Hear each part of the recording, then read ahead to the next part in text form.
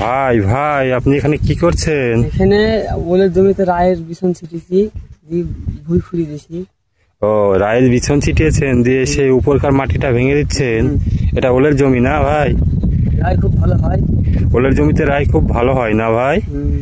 আচ্ছা, তো এইভাবে বিছন ছিটিয়ে দিয়ে যদি আমরা এইভাবে চেলে না দিই তাহলে কি হবে? তাহলে রায়টা তো বার হবে না, তাহলে রায়টা বেরিয়ে আসবে না না?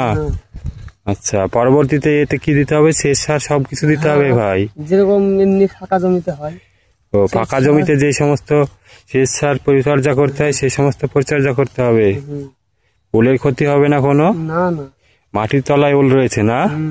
আচ্ছা ভাই, আচ্ছা ভাই, তাহলে আপনারাও শুনলেন যে কিভাবে ওলের জমিতে এই সরিষার বীজ ছিটিয়ে দেওয়া হয়। ছিটিয়ে দেওয়ার পরে আপনাদের এতে পরিচর্যা কেমন করতে হয় সে বিষয়ে। তো এই ভিডিওটা যদি ভালো লাগে তাহলে আপনারা আমাকে কমেন্ট করবেন, লাইক শেয়ার করবেন। ফেসবুক পেজ থেকে দেখলে পেজটিকে ফলো করে রাখবেন, ইউটিউব থেকে দেখলে চ্যানেলটিকে সাবস্ক্রাইব করে রাখবেন। আবার দেখা হবে আরেকটি নতুন ভিডিওতে। সে পর্যন্ত ভালো থাকেন, সুস্থ থাকুন, খোদা হাফেজ।